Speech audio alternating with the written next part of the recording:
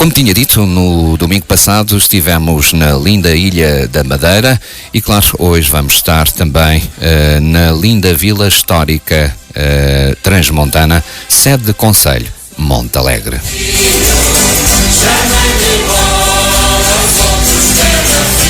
Montalegre situa-se na linda região das Terras Altas de Barroso, que inclui as serras do Gerês, do Larouco e do Barroso e forma uma zona natural de serras, carvalhais, rios e ribeiras, árida e, ao mesmo tempo, aconchegante.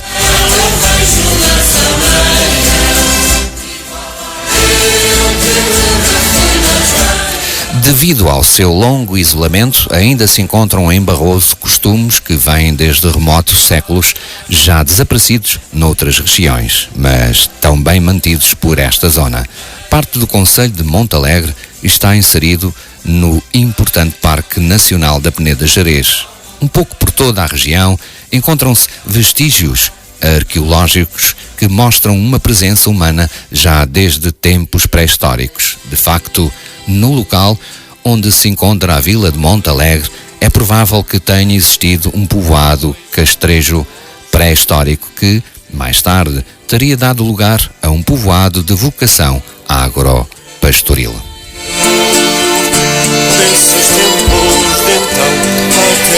Por Montalegre habitaram lusitanos, celtas, visigodos, suevos e, claro, romanos, que deixaram um importante património arqueológico.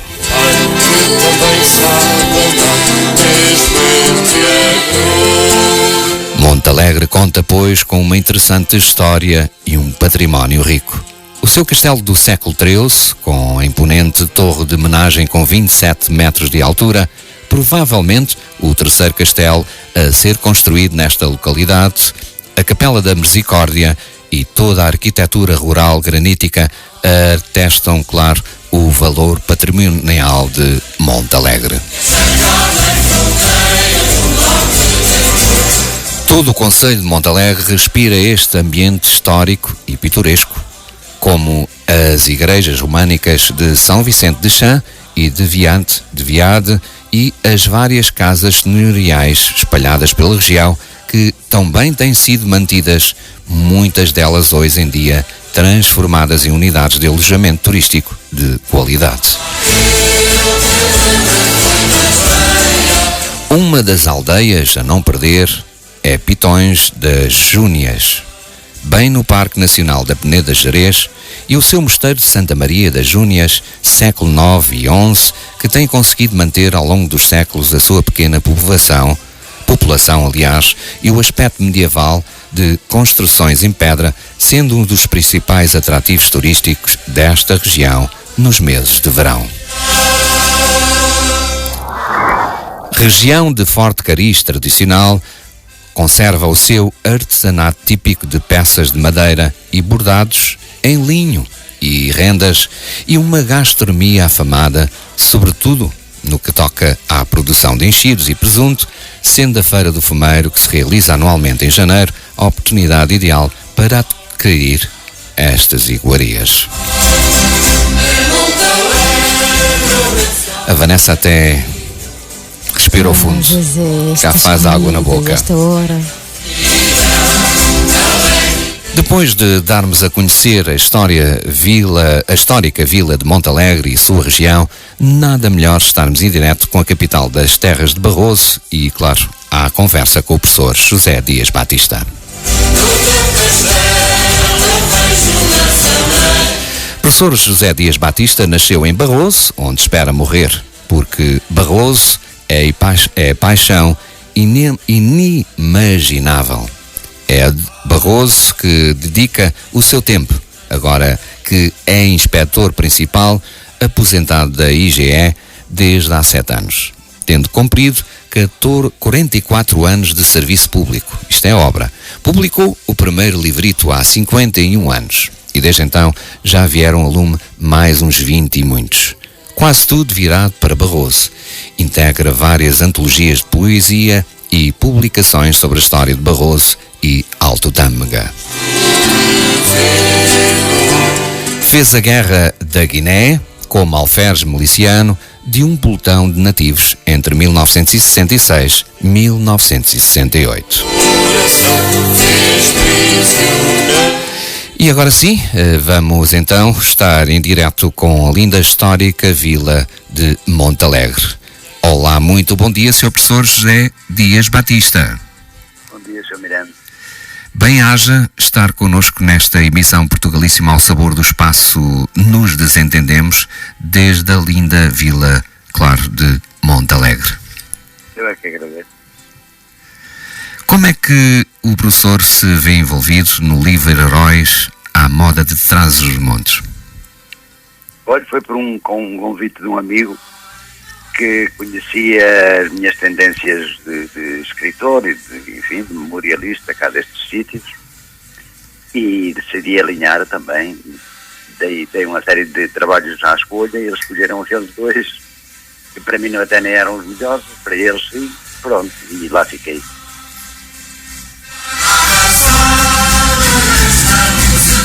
Professor, Camilo Castelo Branco dizia: eu é que conheço Trás-os-Montes. O que é que diz o professor José Dias Batista?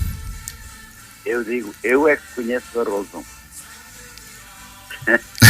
Efetivamente, ele dizia aquilo porque conhecia uma pequena zona de Trás-os-Montes, Trás-os-Montes da Chamardãs, ali para baixo de Vila Pouca da Guiar e Vila Real. Ele conhecia sobretudo Vila Real e pouco tempo. Exato. Conheceu também Ribeira de Pena, uma aldeia até onde casou aos 16 anos, era amanuense, e estudou por ali latim com o Padre Manuel da Lixa, uma aldeolazinha pequeníssima, junto de Ribeira de Pena, mas passou ali muito pouco tempo, 2, 3 anos, e migrou dali para fora, mas nunca mais esqueceu Trás-os-Montes. E é difícil de esquecer. Exatamente. Eu não posso deixar de esquecer porque eu nasci aqui. E nós cá costumamos dizer, fraco é o gaio que não torna a corga onde nasceu. Assim é ele que também tornou depois em velho. Claro. Algumas vezes atrás dos montes. Porque não podia esquecer este cantinho de terra onde ele, enfim, passou os primeiros anos de vida, onde passou a puberdade, casou aos 16 anos, em frio, já vê. Professor, os seus contos são sempre verdadeiros e humorados? Exatamente. Os meus contos são efetivamente, digamos, a identidade desta gente, o caráter desta gente, representam exatamente isso. Porque são sempre verdadeiros. Claro que tenho alguns que eu invento, mas esses são meus, não é? São os do meu combarro, como eu digo. A maior parte deles não, são recolhas, a grande maioria deles são mesmo recolhas do povo, populares. E, portanto, eles são verdadeiros, não é? Exato. Podem ser repetidos, podem ter passado noutros locais iguais, mas para nós são sempre nossos, porque são cá que os recolhemos, eles tratam, enfim, eles identificam logo até locais e tudo, e pessoas, às vezes pessoas naturais de cá. É por isso que eu digo que são verdadeiros e são de cá, são nossos, representam a nossa identidade.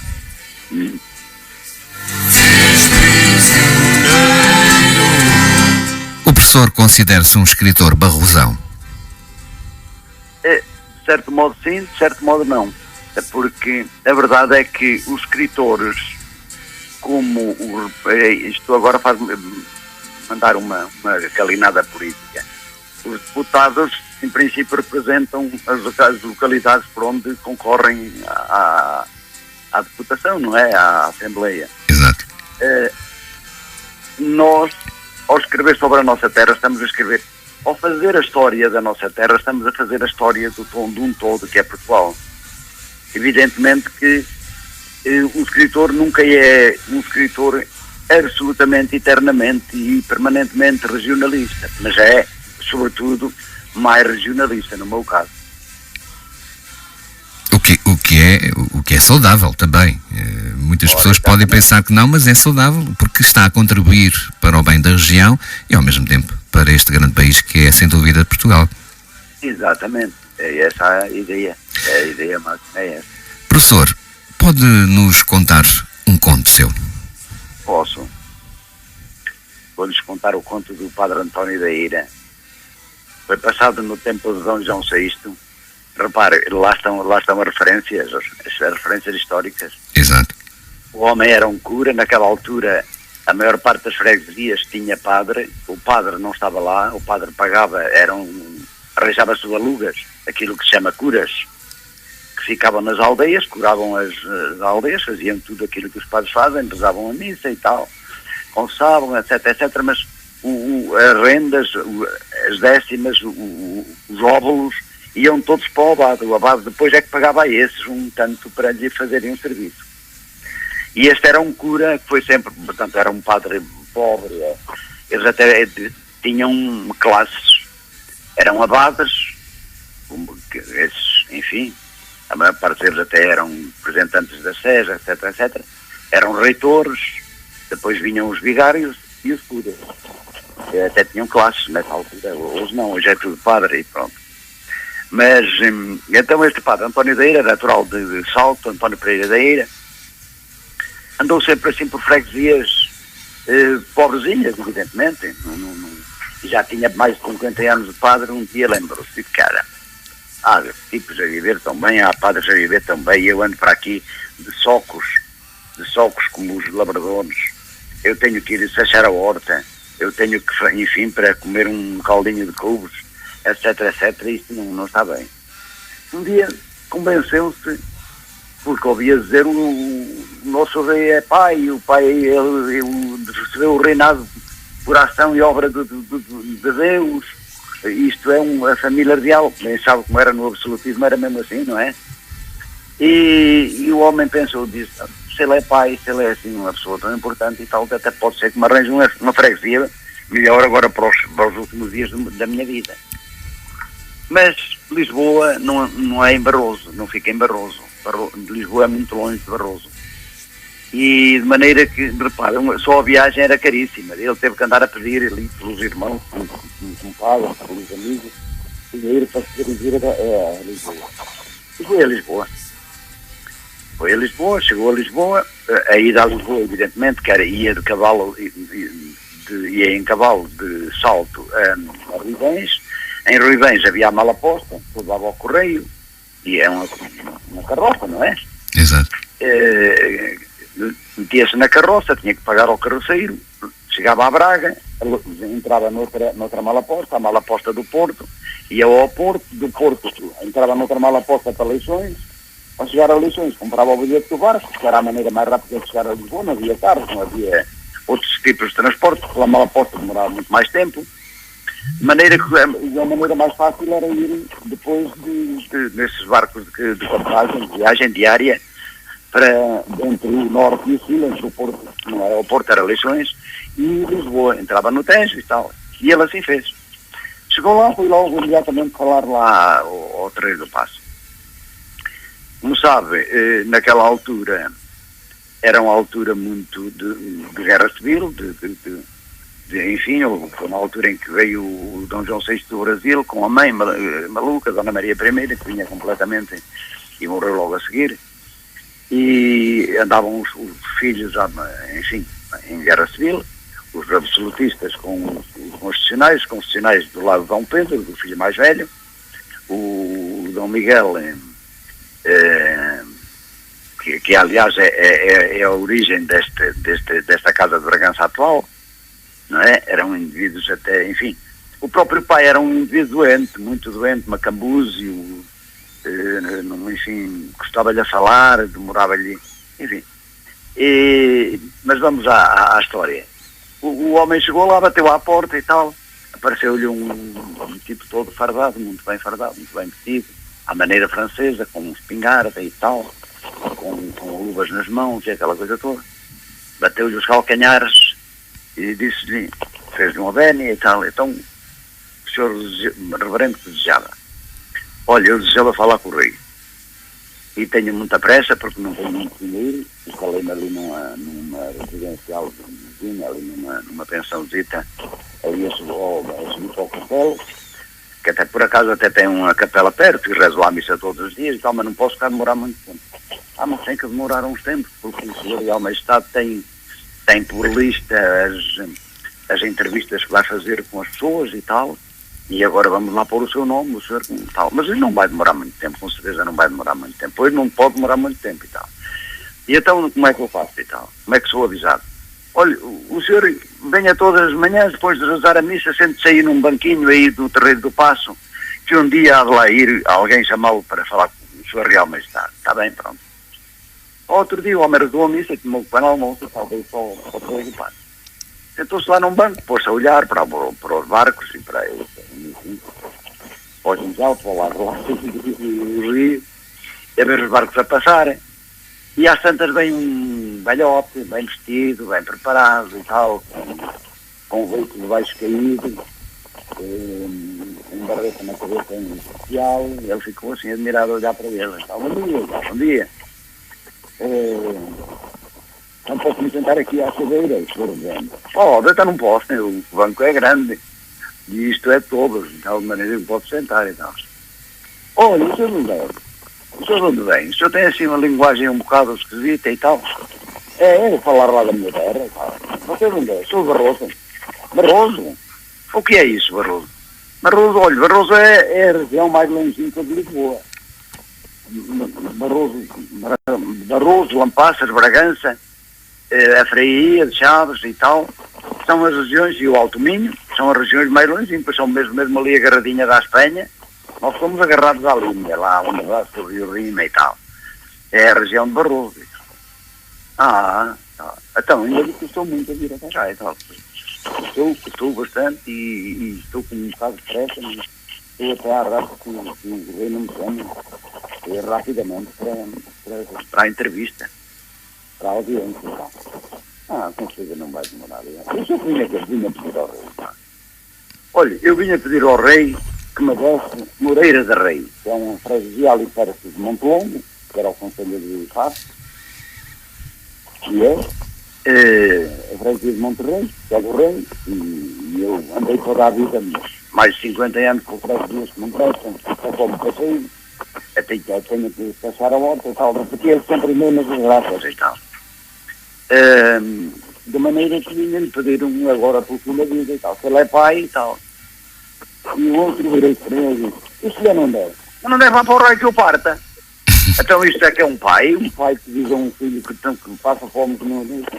Diz-me mesmo assim, vai para o rei que eu parta. O outro ficou sem muito admirar, olhar para ele. E pronto, dali por um bocado despediu-se e foi-se embora.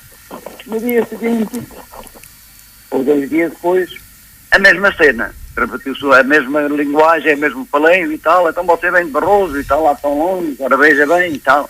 E o que é que vinha pedir ao rei? Vinha-lhe pedir Moreira de Rei, que é uma terra que lhe pertence a ele, uma freguesia que lhe pertence a ele, e tem bom rendimento, tem rendimentos melhores do que aqueles que eu tenho tido até aqui, e queria viver o resto da minha vida e tal, mais desafogadamente e tal. E ele voltava-lhe a dizer, isso lhe não derem. Mas não der-me, olha, vai para o rei que o parta. Ele nem é pai nem é nada, até devia ter vergonha de ser rei de Portugal. No terceiro dia, ou quarto, a mesma coisa, sempre a mesma história. Até que um dia, lá apareceu o homenzinho das luvas brancas e da espingarda às costas, dos calcanhares, a fazer-lhe a vénia. Sr. Reverendo, Vossa Excelência vai ser recebido por Sua Real Majestade. Ora, venha cá e tal, faz favor. Então meteu-lhe o braço e foi-lhe dizendo pelo caminho. Olha, o senhor tem assim umas expressões assim um bocado arrevesadas e vai falar com o Sr. Real Majestade, é o rei de Portugal, é o pai de nós todos, bem bem. Ele recebeu este reinado e esta minha missão das mãos dele, tem que se portar como deve ser, tem que se portar, enfim, um bocado mais de calma e tal, mais calma, mais, enfim, cerimonioso e tal. Olha, nós vamos entrar numa sala, tem uma cadeira vermelha lá para o segundo, e depois ao chegar lá, o senhor ajoelha e tem que fazer este sacrifício, não se ajoelha só em frente do altar, também tem que se ajoelhar ali em frente dele, ele estica-lhe a mão, tem um anel na mão, o senhor beija-lhe a mão, como faz ao seu bispo, e tal, e...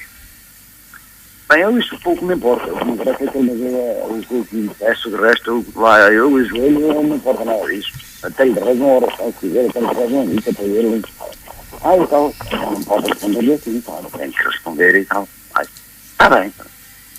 Entraram lá muito calmamente, por ali dentro e tal, pela sala fora. E então eu dizia-lhe, olha, se fizer favor, quando possam, olha, do rei, porque é um ato assim, agressivo, de olhar assim, olhos nos olhos. Pois olha que eu gosto de olhar olhos nos olhos das pessoas. Mas aqui façam um esforço e tal, e olho para o chão, está bem, não interessa, olha, eu faço tudo o que você mandar. Eu quero é que ele me dê Moreira de Rei. Pronto, lá foi, entrou no salão, por ali fora, chegou lá, escolheu-se à beira do outro, o outro estendeu-lhe a mão, eu beijou-lhe o anel, e às tantas, disse, então o senhor reverendo, onde vem? Venho de Barroso, sabe, a vossa Real Majestade, que é a última terra de vossa excelência, então, fica mesmo agarradinha à linha, lá ao sul da Galiza, e queria que vinha aí, veio a Lisboa, fazer o quê, assim tão longe? Olha, vim falar com o vosso Real Majestade, porque eu queria fazer um pedido. Então o que é que queria? Queria que me desse Moreira de Rei, que é uma freguesia que dá um rendimentozinho, eu andei 50 anos por vida, tornou a repetir a mesma história sempre que repetiu nos dias anteriores. E às tantas o rei chegou ao fim quando ele disse que queria Moreira de Rei e tal, para ter um resto de vida mais feliz, mais quente, mais aconchegado, mais bem passado. Diz-lhe ele, e se lhe não der? O homem levantou os olhos, se não derem, fica dito pelo dito no terreno do pato. Apontou-lhe o dedo ao rei e disse-lhe, fica dito pelo dito no terreno do pato. Isto é, vá para o rei que eu parta. Exato.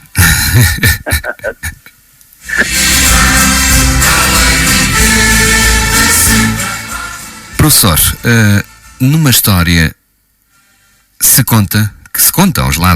para os lados de Barroso, diz que quando alguém bate à porta de um alentejano ou de um barrosão, as respostas são semelhantes, apenas com uma pequena diferença. O alentejano primeiro pergunta quem é e só depois responde entre. O barrosão não pergunta nada, somente responde entre quem é.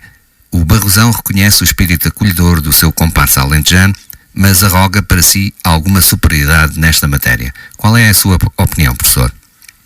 Não, julgo que não arrogamos realmente superioridade. Há uma diferença. Sabe que essa frase foi escrita e foi lembrada e sofrida e vivida permanentemente, por todos os anos, do grande poeta Miguel Torga. A frase é dele. Exato. Está nos diários e tal, ele escreve muito sobre a nossa terra e tal. E ficou admirado, porque efetivamente ele era arquiteto de Vila Real, da nossa capital, a capital do distrito, agora já não é, mas foi. E ele era muito pertinho de Vila Real, famosa, São Martinho de Anta, e onde está, enterrado. E claro, vinha aqui muitas vezes na altura da caça, eram caçadores, enfim. Não podia passar sempre sem vir às caçadas e tal, e comeram as chouriças da casa do padre Joaquim, que era lá dos lados da terra dele. E claro, eu fico admirado porque em casa do padre à noite comiam e faziam serão e etc. Eu ficava ali uns dias e via as pessoas, às vezes as vizinhas, bater à porta e eles lá de dentro respondiam, quem é? E a pessoa esperava.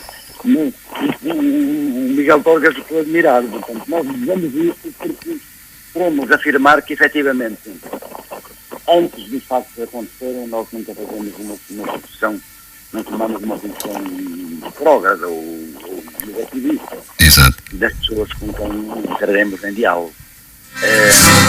Há outra passagem muito engraçada que é por causa das cheias e das festas. As cheias e das festas de coração. Claro que o Barrosão tem um espírito extremamente crítico, é um povo extremamente religioso e a criatura que mais critica no mundo é o padre. Veja bem, estão sempre a precisar dele, estão respeitam no mundo, etc. Mas a pessoa, nos contos, a figura humana que mais é criticada nos contos de Barroso é o padre. Há contos portanto, está a ver, nós não fazemos isso por revés, por maldade. Claro. Não. Há outra maneira que nós criticamos nos valencianos, que é o caso das secas. À seca, eles querem um subsídio por causa da seca. À cheia, eles querem um subsídio por causa da cheia. Mas isso, por isso, aí para baixo, parece que se passa em todos os lugares. Aqui não.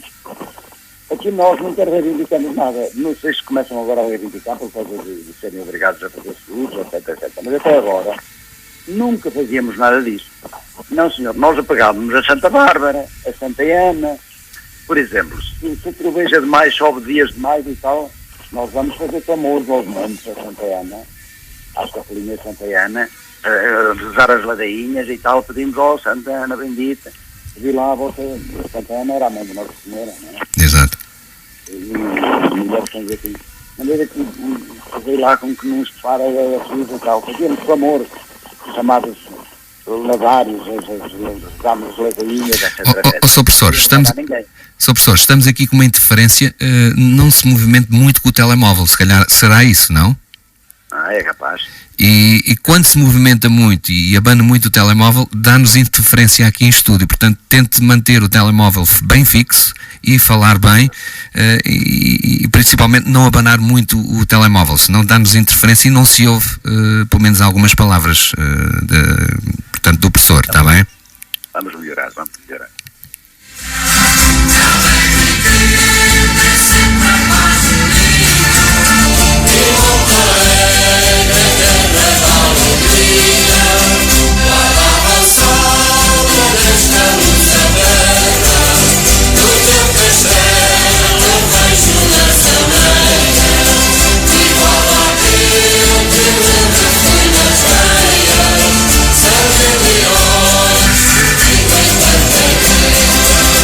Professor, o Barroso é uma terra com raça? É. Não há dúvida nenhuma. Eu julgo até... Diga. Eu julgo até que nós fazemos um grupo étnico bem diferenciado dos limites, dos limitantes, dos lindantes, daqueles que, enfim, que são nossos vizinhos. Claro. É uma zona de passagem até pelo cancioneiro, olha, pelos contos, pelas lendas, por tudo, pelo comunitarismo que temos, profundíssimo, agora está a acabar, claro.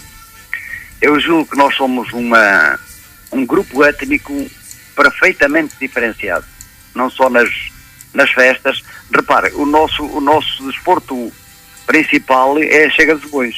Exato. O senhor vem a Barroso, há uma chega de bois, chega a ter 5.000, 6.000 pessoas a assistir. Há um jogo de futebol, se tivessem condição, é a tradição a mandar. Mas são, enfim, aquelas forças telúricas, aquelas forças que a Terra, eu julgo que é a Terra e o clima que produz estas situações nas pessoas, não é? E o isolamento, enfim, o isolamento atroz que durante séculos e séculos tivemos e ainda temos. Claro. Por exemplo, se eu lhe disser que nós vamos tão depressa a Madrid como a Lisboa. Sim, infelizmente. Nós temos a autoestrada aqui tão perto e melhor de Barroso e vamos pelas Rias Baixas, vamos num rápido a Madrid. Nós vamos tão depressa ao médico a Madrid como a Lisboa e há pessoas a fazê-lo. Exato. Portanto, está a ver. Professor, estamos um bocado isolados.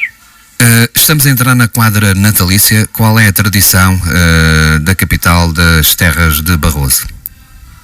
A tradição, olha, as matanças tanto correm antes como depois. Mas a grande maioria já está a ocorrer e ocorreu. A grande tradição é fazer a fogueira, o fogo no meio dos povos, não é? Um trator de lenha, 2 ou 3 carvalhos, que às vezes arde durante 8, 10, 15 dias. Exato. E as brincadeiras dos rapazes durante toda a noite. Enfim, ritos de passagem que se verificam nessa altura. E depois a noite de consoada. O Natal é sobretudo a noite de consoada. Antigamente havia a missa do galo, agora é raríssima. Claro.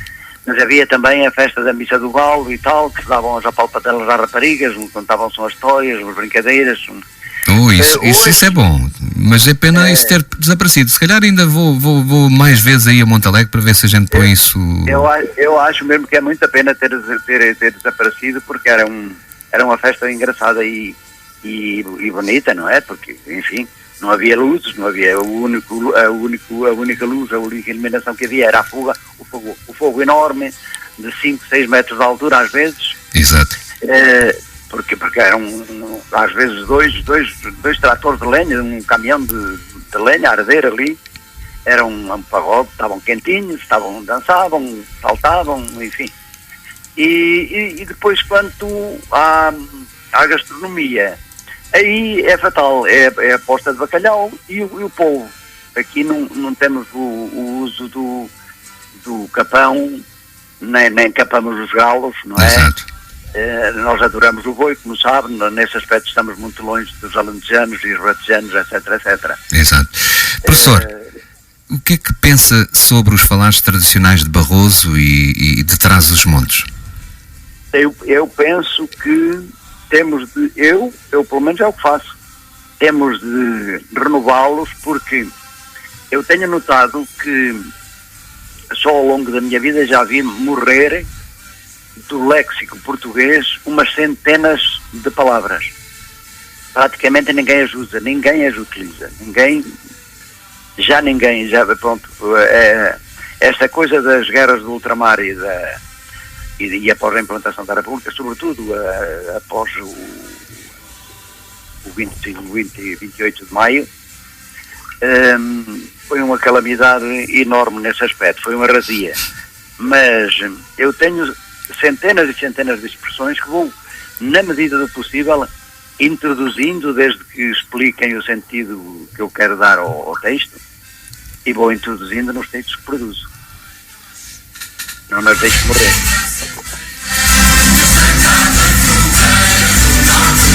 Professor, estamos quase na parte final da nossa viagem nessa linda, histórica vila de Montalegre. Fica dito pelo dito no Terreiro de Paço.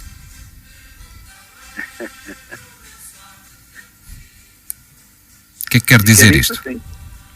Isto quer dizer exatamente que ele não voltava, o rei, como o senhor sabe, todo o povo diz, todo o mundo diz, a palavra de rei não volta atrás.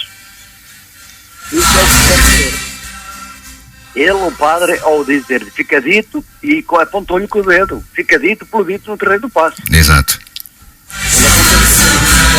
A palavra de rei não volta atrás. Almocreve que vais pela estrada, barrete vermelho, cordes de cabra. Isso aí. Só dos almocreves, como sabe, eram as ligações, enfim, de correio e de... A cavalo, não é? Exatamente. De aldeia para aldeia, de concelho para concelhos, de tribunal para tribunal, veja bem, era assim que levavam os correios, dos tribunais para tribunais, de registros civis para registros civis. Há uma quantidade enorme de histórias lindíssimas. E nós temos... Já se está a movimentar com o seu telemóvel, Sr. Professor? Não, mas eu agora tenho fixo. Agora já estava. Sim. Eu agora tenho fixo. E eu lembro-me de ser ainda pequeno e ver passar alguns na estrada e a canalhada de gozar com eles, berrar-lhe. Almocreve que vais na estrada, barrete vermelho, corre de cabra. E tal. É claro, nós dizíamos aquilo, não sabíamos que aquilo tinha a maldade que os adultos diziam. Com que os adultos diziam isso, não é? Exato. Mas temos histórias engraçadíssimas, se quer conte-lhe uma. Muito rapidamente, Sr. Professor, que estamos quase na parte final. Muito rapidamente. Ele um dia passou, como sabe, Serva foi concelho, agora pertence ao Conselho de Ribeira de Sena. Ele foi de Montalegre a Serva, até casou com uma senhora de lá, e ficava sempre numa aldeia que fica no meio, chama-se Formoselos. E tinha uma aldeia, tinha lá uma senhora chamada Quitéria, que tinha uma tasquinha e tal, e ele ficava lá sempre. Um dia ele passou por lá para cá, para Barroso, e a mulher disse-lhe: olha, que há aí uma senhora que queria que você lhe trouxesse uns arráteis de lã, daquela lã forte lá de Barroso, das ovelhas de Barroso e tal. Sim, senhor, quantos arráteis? Uns 4 arráteis, tal. Está bem, eu trago isso para a próxima vez que cá venha. O homem, passados uns dias, voltou, passou lá, levou a coisa. Mas a mulher não apareceu, a mulher que tinha encomendado a coisa não apareceu. E ele, Quitéria, então tu pediste-me a lã e a mulher não aparece. Isso não pode ser. Entretanto, ele começou a mexer no bolso e esqueceu-se de que tinha levado a bolsa, a carteira. Diz agora é que foi bonito. Bem, mas era já tarde e tinha fome, eram 3, 4 horas da tarde, disse: Quitéria, eu queria comer qualquer coisa e tal. Tu que me arranjas? Aí olha que a esta hora não lhe posso arranjar grande coisa, arranjo-lhe aqui uma fritada de peixes do rio. Está bem, serve.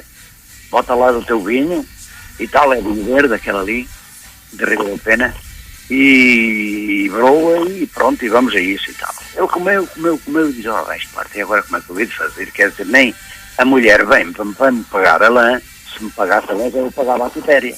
Nem eu tenho dinheiro para pagar a quitéria, isto agora quase é bonito. Às tantas, demorou, a mulher mandava um rapazitos procurar a outra para ver se lhe vinha pagar a lã, ela não aparecia, não estava em casa, andava lá pelos campos. Resultado, olha, tenho que me ir embora, que é quase noite e tal. Mas depois lembrou-se que tinha que pagar e virou-se para ela e disse, ó Quitéria, tu que fazias a quem chegasse aqui, comesse, bebesse e não te pagasse, não tivesse dinheiro para te pagar a comida? Isso, Tibilas, eu chamava Tibilas, vamos credo. Isso, Tibilas, isso tenha paciência. Dava-lhe o pontapé no cu e punha-o fora da porta. Sim, tu fazias uma coisa dessas, era certinho. Então o homem levantou-se, pôs a bengala no braço, vestiu a samarra para se dirigir ao macho e ir para Barroso, chegou à porta, vestiu as calças, pôs nas nádegas à vista e disse, Quitéria, então paga-te. Não percebeu? Percebi. Professor, filho de pai, lá vem um neto que sai à avó. Ao avô. É a mesma coisa. É a mesma coisa. É uma história muito engraçada. Muito rapidamente, professor, porque estamos já quase na parte final. Sim, senhor. Olha, vou cortar o conto ao meio.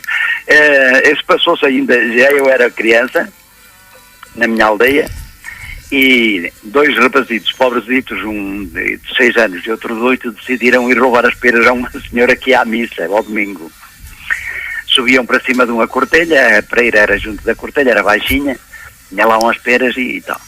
A mulherzinha saiu mais cedo da missa e veio a correr e tal, viu-os lá em cima da pereira, começou a obrar lá de longe. Eles atiravam-se abaixo da pereira, para cima da beira, do porco, lá da corte do porco, e começaram a fugir. Ela começou a fugir atrás deles, queria-os apanhar porque eles levavam a abada. A abada levavam as peras metidas entre o corpo e a camisa. Está a perceber? Exato. Chama-se isso uma abada. Olha, lá está um termo que se está a perder. Correu, entretanto, saiu a gente da missa, vinha aquela gente toda, de centenas de pessoas da missa, onde vinha também o pai do rapaz. Eles iam a correr no sentido do grupo que vinha da missa. E ela atrás deles, ela tinha umas socas, sabe o que são socas? São as tamancas. Sim. E então o que é que ela fazia? Como não conseguia acompanhá-los, era velhota, levantava a perna e mandava a soca. Está a perceber? Exato. E a soca ia pelo ar uns 10 ou 12 metros e tal, mas não acertava em nenhum deles, nem no mais pequenino que ia atrás. Ao chegar junto dos homens, os homens, claro, que vinham da missa, começaram-se todos a rir, riam-se. Ela notou lá no meio o pai do pequenito, a quem ela mandava a soca, para ver se lhe dava com as socas nas costas. E ficou enervada ao ver aquele grupo de homens enorme a rir, eram mais de 100 pessoas, todos a rir, ela ia gozar com ela, Joaquina, ela chamava-se Joaquina, a senhora, e ela parou, deixou os rapazes, agarrou a soca, calçou as socas, virou-se para eles, sabeis, vós até devias ter vergonha, e ficais a saber, virado para o pai do rapazito, filho de pai, vou, lá vem um neto que já roubou.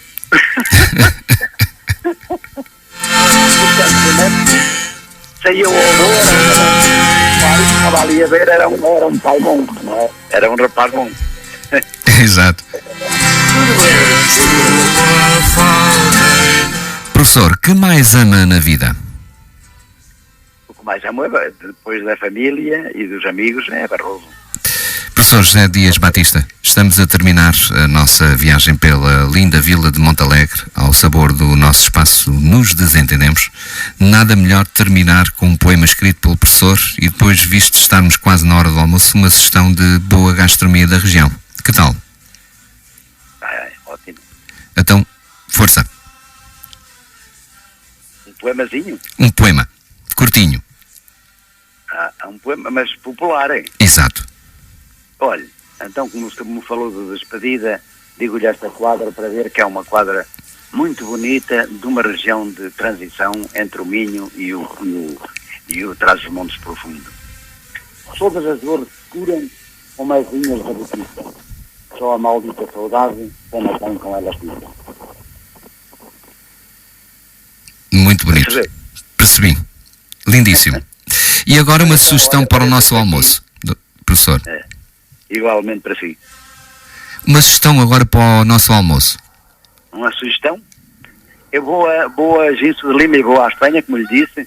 Vou comer com os meus netos, comemos de 15 em 15 dias lá uns mariscos e vamos ao Maria Marcada. Então eu vou consigo. Professor, agradeço a sua participação em direto desde Montalegre, aqui no Portugalíssimo. Sua companhia foi bastante interessante e benéfica, falando e dando a conhecer as expressões, a sua história de vida e também divulgarmos a linda vila de Montalegre. Um abraço, amigo, estendo o meu abraço a todos os montalegrenses. Um feliz domingo, um até sempre. Bem-haja, professor José Dias Batista. Outro para si, e eu é que agradeço, porque sempre se fala da minha terra, sou a agradecer. Muito obrigado, sim. Feliz domingo e um Feliz Natal para si, para os seus e para todos os montalegrenses. Igualmente. Até sempre, professor. Obrigado.